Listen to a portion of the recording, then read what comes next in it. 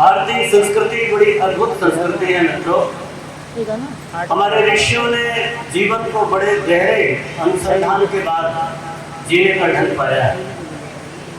दुनिया के किसी भी देश में ये जो परिवार नाम की व्यवस्था है ये नहीं।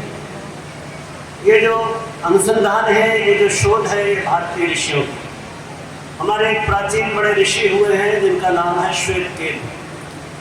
श्वेतकेतु ने इस विवाह की परंपरा को, दाम्पत्य जीवन को बड़ी गहराई से अनुभव किया और उन्होंने दाम्पत्य के कुछ स्वर्णिम सूत्र निर्धारित किए। आप देखते हैं हमारे यहाँ परिवार की बड़ी शानदार व्यवस्था है। जीवन को जीने का ढंग भी बहुत शानदार है। अगर भारतीय ढंग से जीवन जिया जाए तो हमारे संस्कृति में कहा गया कि 4 आश्रम की व्यवस्था में जीना पड़ता है। जीवन को 4 बराबर भागों में बांटकर जीना और बहुत वैज्ञानिक तरीके से जीना और जीवन की समस्त संभावनाओं को उद्घाटित करते हुए जीवन जीना, ये हमारे भारतीय ऋषियों ने बताया। उन्होंने कहा पहला आश्रम, जिसे हम ब्रह्मचर्य आश्रम कहते हैं, 25 वर्ष का 100 वर्ष का जीवन माना जाए तो पहले 25 वर्ष ब्रह्मचर्य में, दूसरे 25 वर्ष गृहस्थ में, तीसरे 25 वर्ष वानप्रस्थ में और चौथे 25 वर्ष संन्यास में जीना चाहिए। अर्थात पहले जीवन का निर्माण करें, जब शरीर निर्मित हो जाए, ज्ञान प्राप्त कर ले तो उसको गृहस्थ में ला करके उस ज्ञान का प्रयोग करें और समाज में धन धान से लेकर के संतान उत्पत्ति का जो हमारा नैतिक कर्तव्य है उसको निभाएं।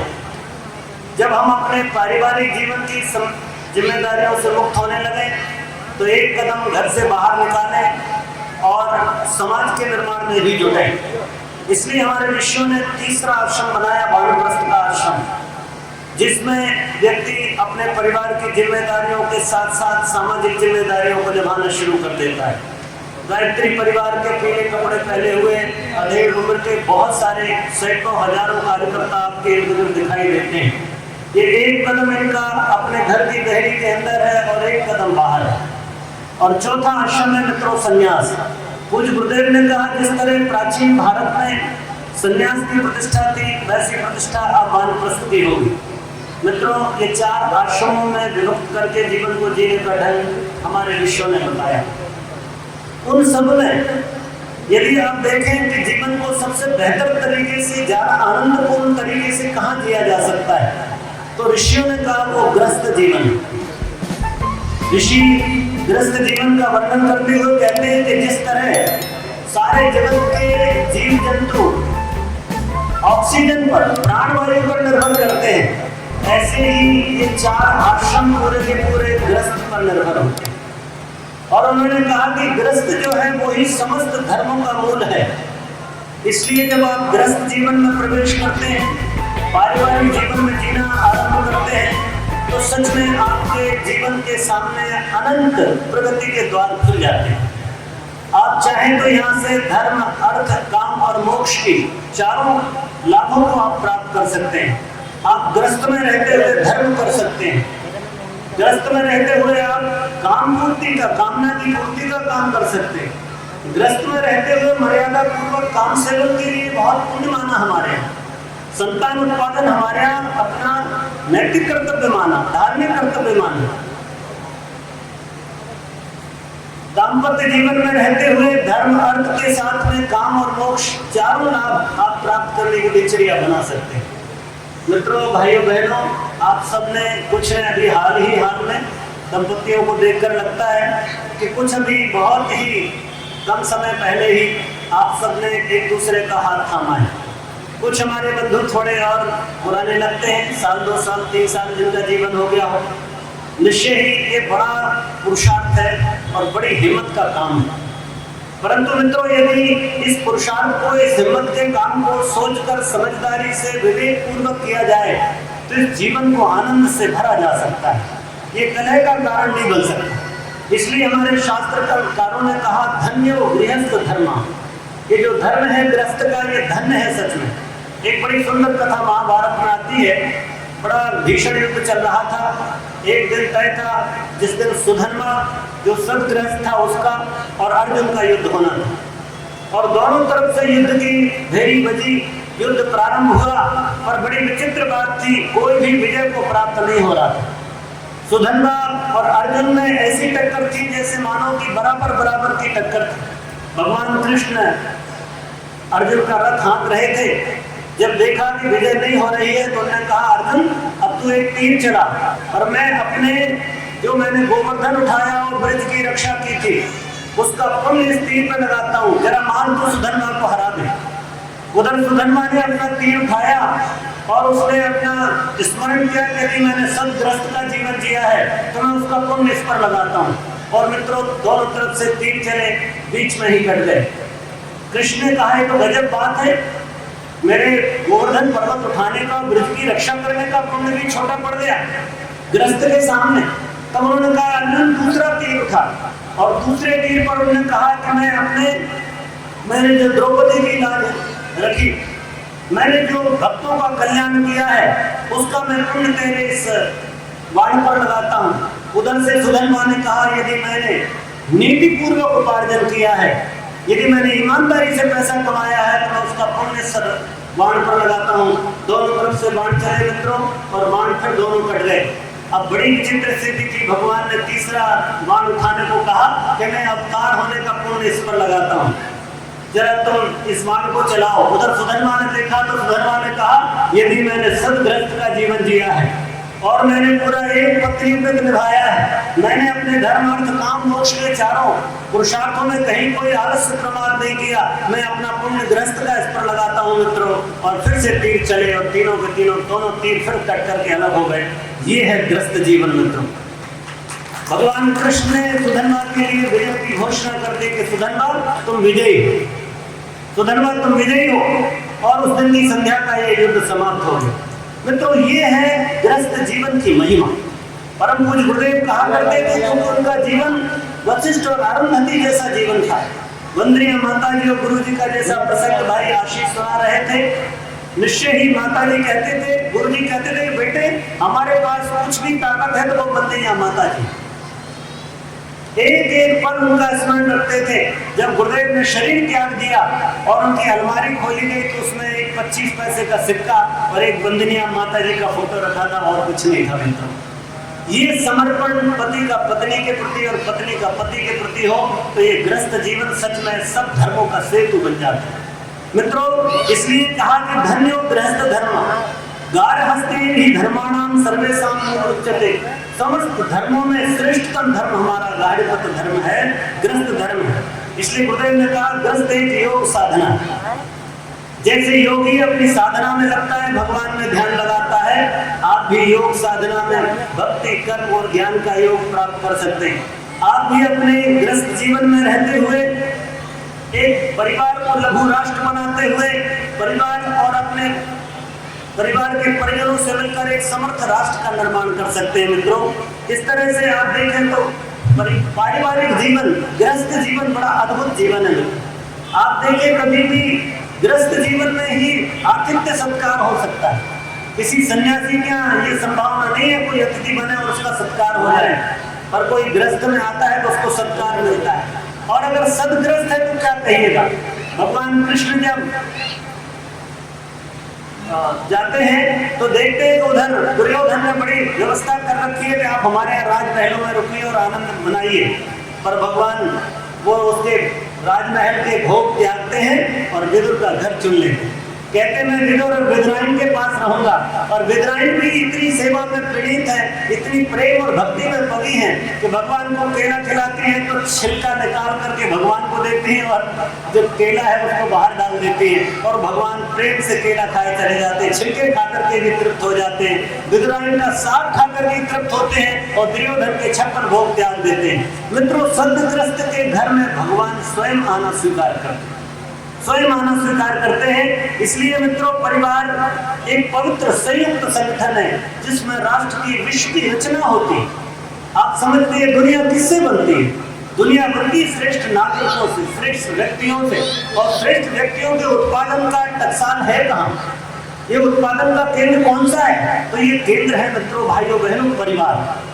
परिवार में महामानव गढ़े जाते हैं, परिवार में देव मानव गढ़े जाते हैं, आप देख लें किसी भी महामानव के जीवन, आप रामकृष्ण को देखें, आप बुद्ध को देखें, गांधी को देखें, आप किसी के भी जीवन को देखिए, आप पाएंगे उनकी माताओं ने उनको गढ़ा है, उनके परिवार के सांचे में ढलकर ये महापुरुष बड़े हुए हैं और ये भारत भूमि को गौरव प्रदान किए। इसलिए मित्रों, हमारे ऋषिगण, हमारे अवतार सब परिवार व्यवस्था में जिए। इसलिए सबसे ज्यादा प्रतिष्ठा हमारे यहाँ परिवार को मिली है। ये एक ऐसा अद्भुत संगठन है जहाँ परिवार परस्पर एक दूसरे के प्रति बड़ा दिव्य भाव रखते हैं। आप जरा कभी विचार कर लें, छोटा सा उदाहरण देता हूँ। एक है परिवार की व्यवस्था जो भारत में है, और एक है व्यापार की व्यवस्था जो सारी दुनिया में। मान लीजिए आप कार्यालय में काम करते हैं और शाम का समय हो गया, कुछ काम अतिरिक्त है, कार्यालय में काम ज्यादा बड़ा हुआ है, और माने कि आप 1 कप दूध आपके यहाँ बचा है, 1 चाय बन सकती है, तो उस दफ्तर में किसकी चाय बनेगी? जिसमें कर्मचारी भी है, चपरासी भी है, अधिकारी भी। यदि 1 कप दूध बचा है तो किसकी चाय बनेगी? अधिकारी, है ना?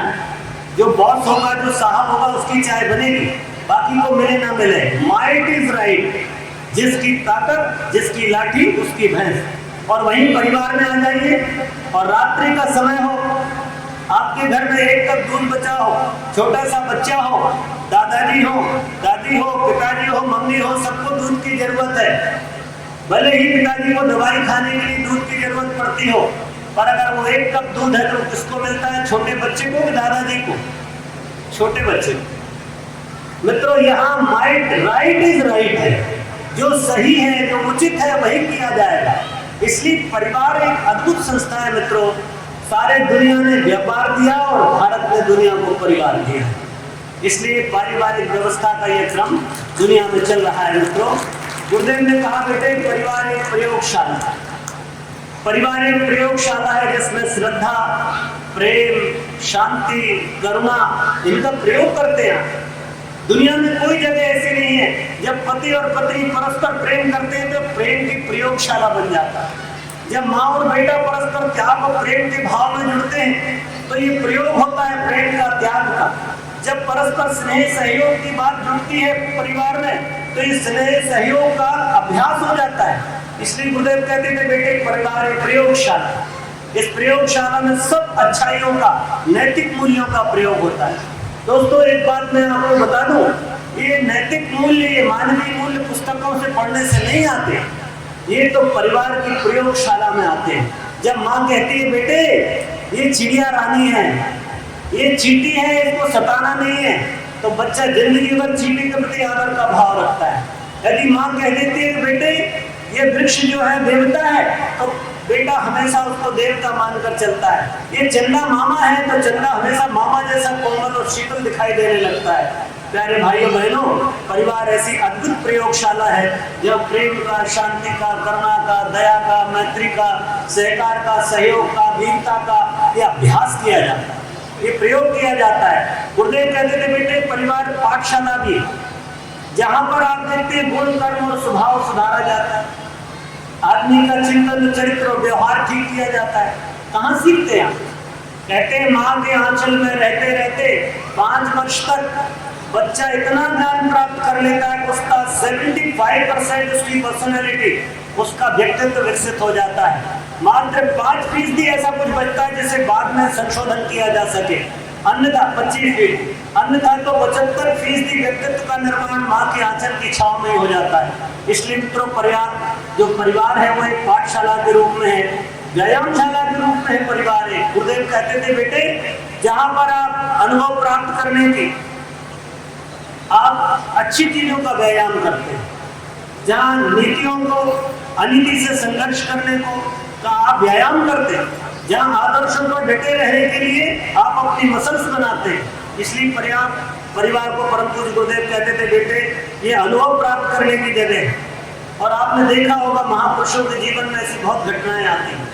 गांधी जी ने अहिंसा का और गांधी जी ने उपवास का सिद्धांत अपनी माँ से सीखा। कहते हैं गांधी जब छोटे थे, उनकी माँ बरसात के दिनों में, श्रावण के महीने में उपवास करती थी। जब सूर्य दिखाई दे तभी भोजन करती थी। कई बार ऐसा होता, 2-2, 3-3 दिन तक सूरज दिखाई न देता, बादल घिरे रहते, वो गांधी जी छत पर जाते और छत पर जाकर देखते कि सूरज उग गया है, तो माँ को बताऊं कहीं सूरज की थोड़ी सी भी किरण चमके, तो गांधी जी जोर से चिल्लाते बोलते थे, माँ सूरज निकल आया, अब भोजन कर लो। ये गांधी जी को 21 दिन उपवास का जो प्रेरणा मिली थी वो उनकी माँ ने प्रदान की थी। कहते हैं जब शारदा मणि ने विवेकानंद की परीक्षा लेना चाही, भोजन बना रही थी, माता जी ने कहा, विवेकानंद, नरेंद्र जरा चाकू उठा के दे दो। नरेंद्र ने चाकू उठा के दिया। नरेंद्र परिवज्ञा पर जाना चाहते थे। नरेंद्र ने चाकू की धार को पकड़ा और मुख की तरफ से माता के हाथ में सौंपा। माता जी ने कहा, विवेकानंद अब तुम प्रवीण हो गए हो, अब तुम समाज के कल्याण के लिए जा सकते हो, क्योंकि कष्ट स्वयं उठा करके दूसरों के लिए सुख की कल्पना कर रहे हो। मित्रों, ये है परिवार की ऐसी व्यायामशाला है। परिवार और समाज, सच में आप देखें तो परिवार को ये पूरा राष्ट्र दिखाई देता है। जितनी व्यवस्थाएं, जितने कानून, जितने डिपार्टमेंट किसी राष्ट्र में होते हैं, उतनी सब बातें परिवार में भी होती हैं।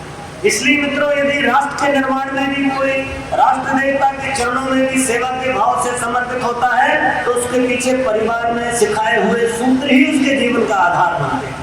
प्यारे भाइयों बहनों, आपका दाम्पत्य जीवन कुछ ऐसा बने, कुछ ऐसा बने कि आप ऐसा कुछ कर दिखाओ कि आपकी आने वाली संतानें इस देश में महामानवों के रूप में जन्में।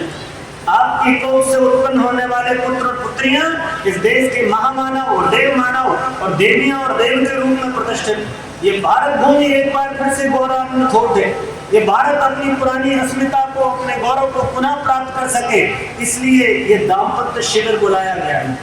या और कोई प्रयोजन नहीं, आपसे कोई ये प्रयोजन नहीं है कि आपको हम कोई बहुत ज्ञान दे दें। एक निवेदन कि आप अपने दाम्पत्य जीवन को इतने नियम, कायदे, कानून से जिए कि आपकी संतान उत्पत्ति भी हो तो वो कामना की दृष्टि से, काम भोग की दृष्टि से ना हो, एक्सीडेंटल बच्चे आपके घर में ना आए, वरन एक पूरी योजना के साथ, पूरी तपस्या और साधना के साथ आपके घर में बच्चे आना चाहिए।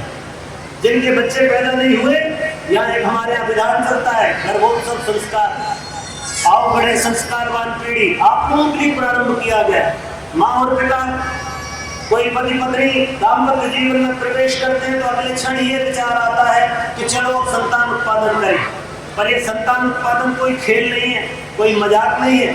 मित्रों, बड़ी जिम्मेदारी है, राष्ट्रीय जिम्मेदारी है। आप जिसे पैदा करेंगे वो देश में समाज के हित का या अहित का भागीदार बनेगा। उसके आधार पर ही निर्भर करता है कि हमारा देश महामानवों की टकसाल बन रहा है या फिर चोर चक्के लोगों। इसलिए संतान उत्पादन के पूरे विधान को हमारे यहाँ आओ बड़े संस्कारवान पीढ़ी के रूप में विकसित किया गया है। आपके यहाँ से भी ये प्रयोग चल रहा है। परिवार में शिष्टाचार का वातावरण आपने देखा है, ऐसे ढेर परिवार आपको दिखाई देते हैं। भगवान राम का जीवन आपको स्मरण है ना, कैकेयी और मथुरा का षड्यंत्र पूरे परिवार को तहस नहस कर देता है, पिता की मृत्यु का कारण बनता है और राम के वनवास का कारण बनता है। द्रौपदी का एक छोटी सी भक्ति, अंधों के अंधे होते हैं, ये वाणी का संयम ना रहा तो महाभारत खड़ा हो जाता है मित्रों। इसलिए परिवार में शिष्टाचार की बड़ी आवश्यकता है। हमारे यहाँ कहा भी है, अभिवादनशीलस्य नित्यं वृद्धेपसेवना चत्वारे तस्य वर्धन्ति आयु विद्या यशो बलम। अगर आप चाहते हैं कि आपके परिवार में सब आयु, विद्या, यश और बल बढ़े, तो अपने बच्चों को नम्र बनाइए, उनको प्रणाम करने का अभ्यास कराइए, दूसरों का अभिवादन करिए, छोटों को प्यार करिए, बड़ों का सम्मान करिए। यही देव पूजन है। अरे भाई, देवता को आगे अगरबत्ती घुमा देने से देव पूजन नहीं होता। जब आप अपने छोटों का प्यार देने लगते हैं और बड़ों का सम्मान करने लगते हैं, वही क्षण आपका देव पूजन का बन जाता है। इसलिए मित्रों, पूजा को अपने अभ्यास में लाइए। गुरुदेव हमारे कहा करते थे, बेटे राम का जीवन हमारे लिए ऐसा आदर्श जीवन। अपने गुरु के प्रति नमन कर रहे हैं। सीता जैसे ही सुबह उठती तो अपनी सासू माता के चरणों में नमन करती, तब जानकी सासू पद नमन लागी, उन्होंने सासू माता के पैर पड़े। ये जो क्रम है हमारा बड़ों के प्रति अभिवादन का, घर पर परिवार में एक शालीनता के विकास का, शिष्टाचार का, ये निभना ही चाहिए। आज जो विपत्तियां बढ़ रही है, मैं दावे के साथ कहता हूँ, अगर छोटा भाई बड़े भाई को प्रणाम करना शुरू कर दे, आप छोटे देवर है अपनी भाभी को प्रणाम करना शुरू कर दें, सब लोग माता पिता को प्रणाम शुरू कर दें सुबह, आपके परिवार का 2 महीने में वातावरण बदल जाए। लोगों के बीच में प्रेम और स्नेह का धारा, उससे पिरोया जा सकता है, परिवार को आगे बढ़ाया जा सकता है। इसलिए मित्रों बहुत कुछ सोचने विचारने की आवश्यकता है। एक और गुरुदेव कहते थे बेटे बहुत प्रजनन नहीं होना चाहिए, छोटा परिवार रखिए, जितनी जिम्मेदारी हमारी निभ सकती है उतना बड़ा परिवार। आप सबको याद है महाराज सगर हुए, जब महाराज सगर के पुत्र कितने थे? 60,000। आपको पढ़ा होगा आपने, 60,000 पुत्रों ने सारी धरती पर हाहाकार मचा दिया और ऋषि के साप से सब मृत प्राय हो गए। सगर के पुण्य को समाप्त कर दिया था उन 60,000 पुत्रों ने। जो कौरव हुए, आप सबको स्मरण है, कौरवों ने हाहाकार मचा दिया, महाभारत करा दिया, इतना बड़ा युद्ध हो गया था। मित्रों बहु प्रजनन कभी भी हमारे यहाँ बंधनीय नहीं रहा है, इसलिए कम संतान सुखी इंसान। उतनी संतान पैदा करिए जितने का आप लालन पालन पोषण ठीक से कर सकते हैं। आप बुला तो सकते हैं और घर में मेहमान आ जाए उसका सम्मान ना करें, बात बनती नहीं है। बच्चे भगवान की देन होते हैं, आप नहीं है, आपके बच्चे नहीं है, क्षमा कीजिए, बच्चे आपके नहीं होते, बच्चे भगवान के होते हैं, आपके माध्यम से धरती पर आते हैं।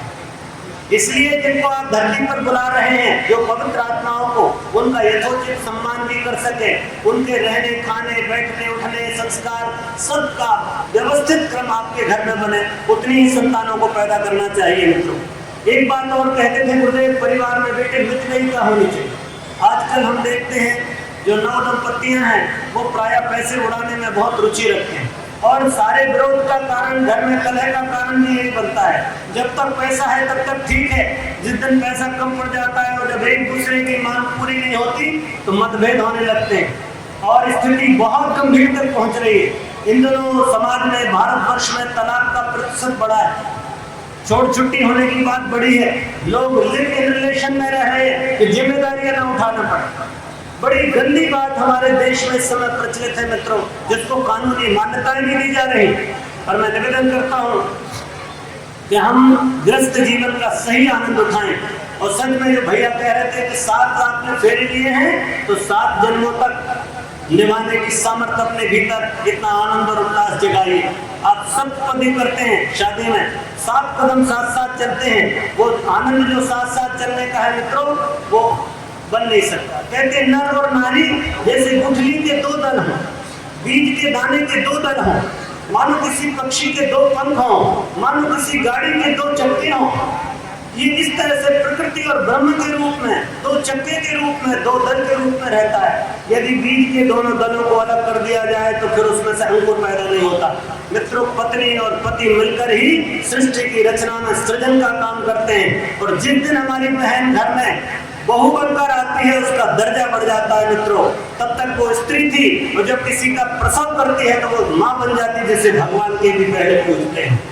इसलिए परिवार की व्यवस्थाओं को ठीक रखें, मितव्ययिता बरतें। बहुत सारे उदाहरण, चाहे वो ईश्वर चंद्र विद्यासागर जी के हों, चाहे आपके शास्त्री जी के हों और चाहे आपके राजेंद्र प्रसाद जी के हों, वो लोग कंजूस नहीं थे पर मितव्ययी थे, पैसे का उपयोग जानते थे और पैसे का मूल्य समझते थे। इसलिए वो अपना पैसा दूसरों के कल्याण के लिए क्या करते थे। जो बचत नहीं करेंगे, जो मितव्ययिता नहीं बरतेंगे, अपनी लंबी लंबी लिस्ट बना करके रखोगे तो आप समाज के लिए कुछ नहीं निकाल पाओगे। और जो व्यक्ति समाज के लिए कुछ नहीं करता उसका जीवन कोई जीने का मकसद नहीं निकलता।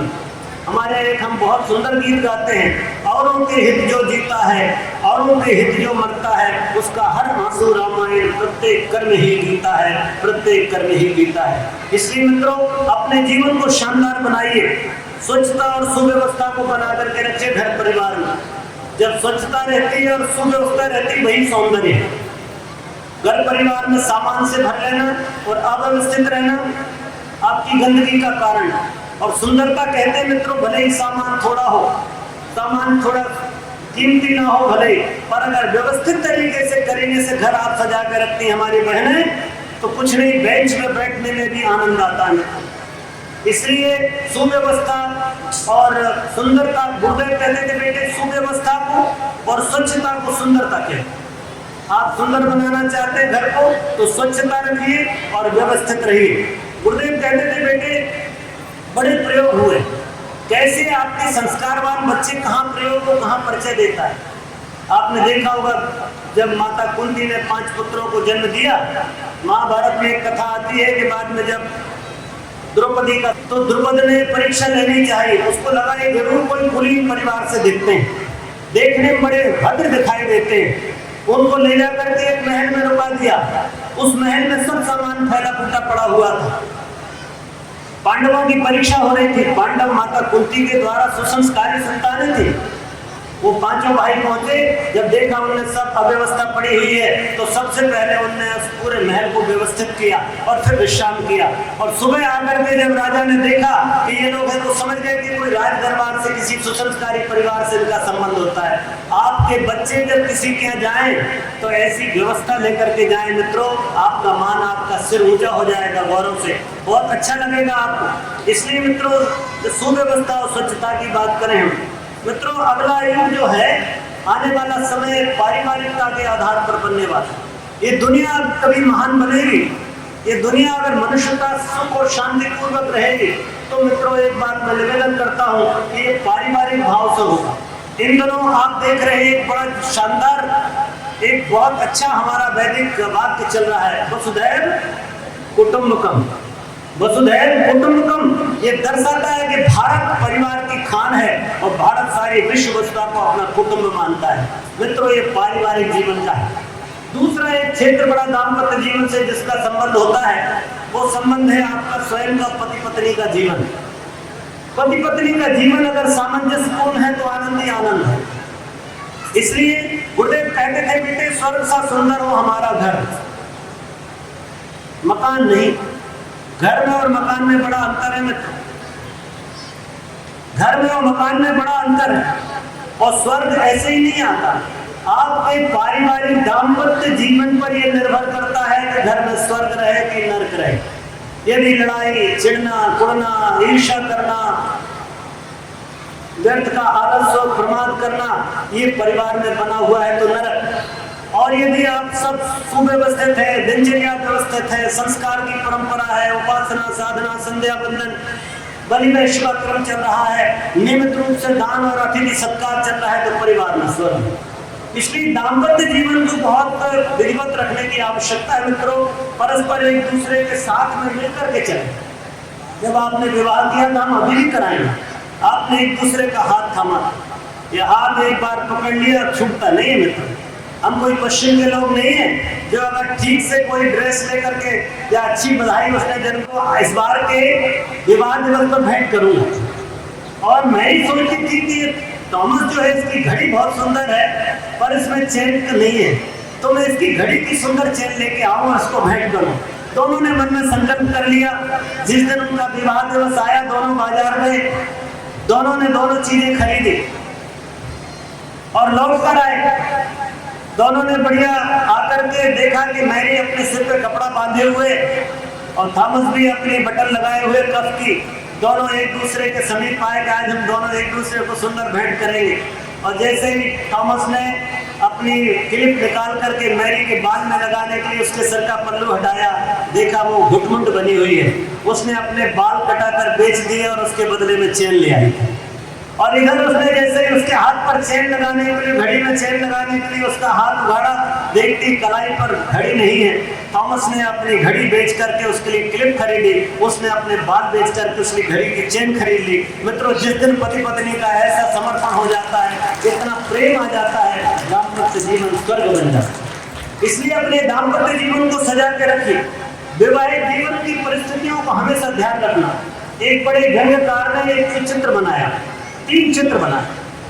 एक चित्र बनाया उसने, एक आदमी सोच में पड़ा हुआ है। दूसरा चित्र बनाया उसने, एक आदमी हाथ मल रहा है। और तीसरा चित्र बनाया कि एक आदमी सिर धुल रहा है। उसमें लिखा था उसने, जो पहला चित्र बनाया था कि सोच में पड़ा है, तो उसका लिखा था ये विवाह के पूर्व का चित्र है उसी आदमी। और दूसरा जब वो हाथ मल रहा था तो वो विवाहित हो गया। और तीसरा जो सिर धुल रहा था वो विवाह के पश्चात की स्थिति। मित्रों हमारे जीवन में ये बात नहीं होनी चाहिए, हमारे जीवन में ये बात ना आए। हमारा जीवन कबीर और लोई जैसा जीवन, कोई आदमी, एक बच्चा आया कबीर के पास, उसने कहा मैं दाम्पत्य का मैं प्रवेश करना चाहता हूँ, तो कृपया मुझे दाम्पत्य के विषय में बताइए। उसने कहा बैठो। दिन का वक्त था, कबीर अपना धागा बुन रहे थे, तभी उनने आवाज लगाई लोई को, लोई जरा लालटेन जलाना ना, दीपक ले आना। लोई गई और दिया जला करके आई। दोपहर का समय था, उसने ला के रख के चली गई। कबीर ने कहा, उसने कहा अरे अभी तो दिन का समय है, आप दिया जलाकर क्यों बुलाए? उसने कहा देख बेटे, तू जो भी बन सही बनना। तूने देखा मैंने आवाज लगाई, लोई ने प्रश्न नहीं किया कि दीपक क्यों बुला रहा है, दिन का समय है, क्वेश्चन नहीं किया। मित्रों ये समर्पण चाहिए, इतना आत्मविश्वास चाहिए परस्पर कि अगर पति कह रहा है तो सही होगा और पत्नी कह रही है तो सही होगा। एक दूसरे पे इतना प्रगाढ़ विश्वास चाहिए तो जीवन स्वर्गमय आनंदमय बन जाता है। इसलिए जो भी पति पत्नी है ऐसा विश्वास जगाओ एक दूसरे के ऊपर, एक दूसरे के ऊपर ऐसा विश्वास आधारित बनाओ कि बस बात बनती चली जाए। और मैं कहता हूँ कि दाम्पत्य जीवन में काम का बहुत स्थान नहीं है, दाम्पत्य जीवन में धर्म का स्थान। हमारा जीवन काम के लिए नहीं होता। पश्चिम में विवाह सब सिर्फ कामना पूर्ति के लिए, काम पूर्ति के लिए होती है, और भारत में जो विवाह की परंपरा है वो धर्म पालन के लिए होती है। इसलिए अपने जीवन में इस चीज का ध्यान रखिएगा। यदि आप काम के लिए करते हैं तो आप रूप रंग पर खुश हो जाएंगे, और आपने हजारों किस्से देखे होंगे, रूप रंग से तो एक दूसरे को हीरो और हीरोइन लग रहे थे, पर शादी के बाद में विपत्तियां खड़ी हो जाती हैं और फिर मन मुटाव बढ़ता है और तलाक तक बात पहुंच जाती है। मित्रों इसलिए रूप रंग पर नहीं, आदमी के गुणों पर, परस्पर एक दूसरे के गुणों को ध्यान में रखते हुए हमको करना चाहिए। दो देह और एक प्राण जैसा जीवन कहा है शास्त्रों में, एक को पति और पत्नी मिलकर दो देह और एक आत्मा बन जाती, एक और एक मिलकर के 11 हो जाते हैं, इतनी सामर्थ्य बढ़ती है।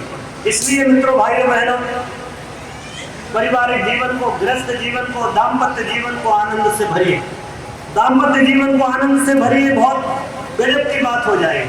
जब आपने अभी प्रवेश किया है तो आपने देखा होगा बहुत सारे आपको कार्यक्रम कराए गए। एक शिलारोहण, पत्थर पर पैर रखाया गया, अर्थात आपका दाम्पत्य जीवन पत्थर की लकीर हो गई। आपने जो वचन दिए एक दूसरे को, अब ये पत्थर की लकीरें बन गए, इनमें कोई परिवर्तन नहीं होगा। आपने लाजा होम का क्रम किया, भाई ने अपनी बहन को दिया, बहन ने पति को दिया, पति ने यज्ञ में समर्पित कर दिया। भावना है कि कोई व्यक्तिगत धन नहीं है, भगवान के लिए, समाज के लिए हम जिएंगे। फिर आपने देखा होगा सप्तपदी हुई, अन्न की वृद्धि के लिए, बल की वृद्धि के लिए, धन की वृद्धि के लिए, सुख की वृद्धि के लिए, प्रजा की वृद्धि के लिए, ऋतुचर्या के लिए, मित्रता के लिए 7 चरण, 7 कदम साथ साथ चलकर आप आगे आए। हम आपका अभिनंदन करते हैं कि आपने 7 कदम साथ साथ चले के आइए, उसका भी यहाँ पर अभिनंदन किया जाएगा। और मित्रों, मैं आपसे अंत में कुछ बातें कहता हूँ कि परिवार में नारी धुरी के समान, याद रखना। परिवार की व्यवस्था को देखो तो आप 4 भागों में बांट सकते हो। एक तो आदर्श गृहस्थ पति पत्नी का जीवन, दूसरा परिवार की व्यवस्था, तीसरा सुसंतति का निर्माण, और चौथा वृद्ध लोगों की ध्यान रखना, वृद्ध जनों के लिए। इसलिए परिवार में अपने को बृहद परिवार रहना चाहिए। माता पिता का स्थान बड़ा ऊंचा है। परिवार में अगर आप पति पत्नी आ गए तो ऐसा नहीं कि दोनों पति पत्नी घुटन घूम कर लिए और माता पिता को पता भी नहीं लग रहा है। अब बेटा जो है चिड़चिड़ाने लगा है, अब बहू और सास के बीच में अनबन हो रही है। आपको ध्यान रखना होगा मित्रों, भारतीय परंपरा में इस तरह का अनुशासनहीनता को बर्दाश्त नहीं किया। इसलिए परिवार में सभी का समुचित ध्यान रखा जाए। बच्चों पर भी ध्यान रखिए। पति पत्नी ही अपने पार्टीबाजी में, किटी पार्टियों में लगे हैं, बच्चे उपेक्षित पड़े हैं आजकल।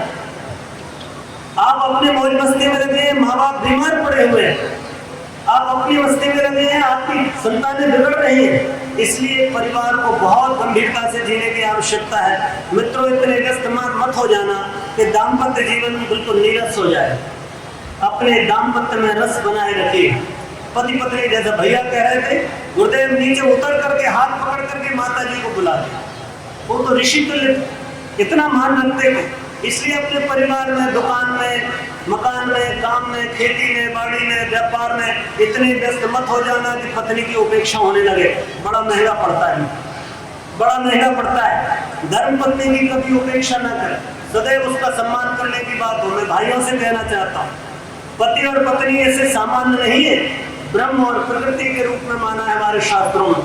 अगर पति ब्रह्म के रूप में है तो पत्नी प्रकृति के रूप में है, और ब्रह्म और प्रकृति मिलकर सृष्टि की रचना करते हैं। इसलिए आप परिवार का सृजन करने वाले हैं दोनों ही। आप लक्ष्मी नारायण हैं, आप शक्ति और शिव हैं। इसलिए इस बात का ध्यान रखा जाना चाहिए।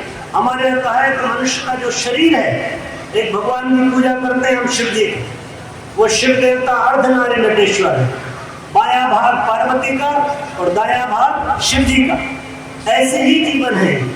यदि आप अपने गृहस्थ को एक जीवन मान लें दोनों मिलकर, तो आधे आप स्त्री हैं, आधे पुरुष हैं। पुरुष में आधी स्त्री है, आधा पुरुष है, और स्त्री में आधा पुरुष है। इसलिए दोनों परस्पर इस भाव के साथ रहेंगे तो आपका शक्ति और शिव दोनों का समन्वय बनता चला जाएगा और आप अपने परिवार को ऊपर लेते जाएंगे। मित्रों, कहा है यद ग्रहे रमते नारी लक्ष्मी तद्गृहवासिनी देवता कोटिशा वत्सना त्यजन्ति ग्रहम है। जिस घर में स्त्री का सम्मान होता है मित्रों, वहां देवता कभी भी उस घर को नहीं त्यागते। मनु ने कहा यत्र नारीस्तु पूज्यन्ते रमन्ते तत्र देवता। जब नारी की वंदना होती है वहां पर देवता निवास करते हैं, और जब नारी का अपमान होता है वहां से रिद्धियां सिद्धियां और देवता विदा हो जाते हैं। इसलिए मित्रों, परस्पर एक दूसरे का बहुत ख्याल रखने की आवश्यकता है। ध्यान रहे, पति को ध्यान रखने की आवश्यकता है कि ये घर जो है ना सराय नहीं है। आप आए, रात को विश्राम किए और सुबह फिर गायब हो गए। अरे इसको घर बनाइए, सराय मत बनाइए, इसको व्यापार मत बनाइए, व्यापार का केंद्र मत बनाइए, इसको परिवार बनाइए, इसको कुटुंब बनाइए, इसको घर बनाइए, मकान मत रहने दीजिए। नहीं तो आप रात को रुकने के लिए मकान की आवश्यकता है, आप रुक गए। नहीं, ये घर है आपका, यहाँ आपके माता पिता है, यहाँ आपके संबंध है, यहाँ आपका आनंद है, सब कुछ यहाँ बरस रहा है। और याद रहे, ये पत्नी आपकी लक्ष्मी रूपा है, ये नौकरानी नहीं लाया, ये बर्तन मांजने वाली, कपड़े धोने वाली, बच्चे पालने वाली, ना, ये आपके घर की गृह लक्ष्मी है। स्त्री को घर के प्रधान माना गया है शास्त्रों में। वेद में कहा गया कि स्त्री सबसे प्रतिष्ठित है, वो गृह की लक्ष्मी है, बाकी सब चीजें बाहर हैं। घर की श्री और समृद्धि नारी के ऊपर होती, और इसमें रही ये लक्ष्मी है मित्रों। ये कामनी नहीं है, ये भोग्या नहीं है, इस बात का ध्यान रखा जाए। उसे कामनी और भोग्या बनाने की कोशिश मत करना। आप उसको बाजार की स्त्री जैसा सजाने की कोशिश मत करना। सदैव उसका सम्मान और गौरव आप बढ़ा के रखना।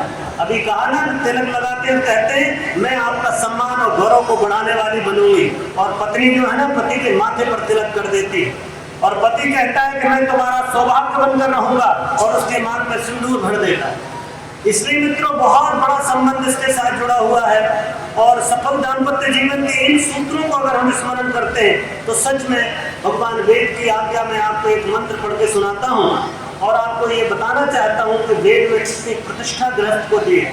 अथर्ववेद का ऋषि कहता है प्रतिष्ठम विराटसी विष्णुर्वेहि सरस्वती श्रीवाली पाप जायताम भगस्य समता वसत।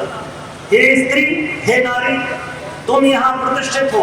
आप सबके लिए मैं निवेदन करता हूँ, हर पति की ओर से ये बात कहा जाए, मेरे साथ बोलिए, हे नारी, हे नारी, तुम यहाँ प्रतिष्ठित हो, तुम तेजस्वी बनो। हे सरस्वती, तुम यहाँ विष्णु तुल्य प्रतिष्ठित होना। हे सौभाग्यवती नारी, तुम संतान को जन्म देना, और सौभाग्य देवता की कृपा से, उनकी कृपा दृष्टि में रहना। ऐसी अद्भुत प्रतिष्ठा हमारे समाज में स्त्री को मिली हुई है। मित्रों, आपका दाम्पत्य जीवन सफल हो, इसके निमित्त आपको दाम्पत्य शिविर में बुलाया गया। ये बहुत छोटा सा क्रम है। गायत्री परिवार की ओर से नव दंपत्ति शिविर 3 दिन के शिविर आयोजित किए गए। ये तो 1-2 घंटे में, 2.5 घंटे में आपसे बातचीत करने का है, कि ताकि आपको थोड़ा सा भान ये हो सके कि हमारा गृहस्थ जीवन कैसा हो, हमारे परिवार में पंचशील कैसे निभाएं, हमारे बच्चों के संस्कार कैसे हों, हमारे घर में बुजुर्ग कैसे देवी देवता बन करके रहें। इन सब बातों का स्मरण कराने के लिए आप सबको यहाँ आमंत्रित किया था। एक बार पुनः मैं शांति कुंज की ओर से, अखिल विश्व गायत्री परिवार की ओर से, हमारे गायत्री परिवार सुल्तानपुर की ओर से आप सभी नव दंपतियों का हार्दिक अभिनंदन करता हूँ और अपनी बात समाप्त करता हूँ। ओम शांति। बहुत बहुत बहुत धन्यवाद आचार्य भाई साहब। आइए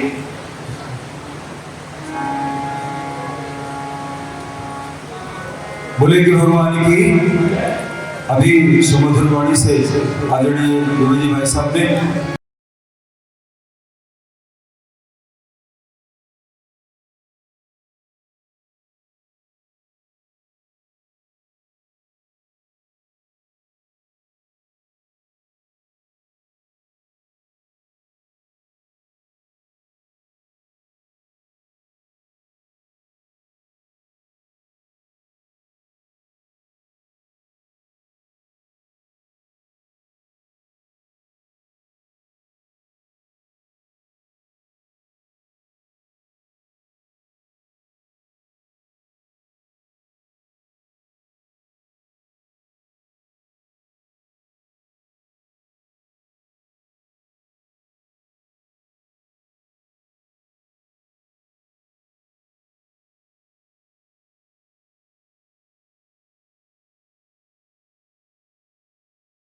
नया उजाला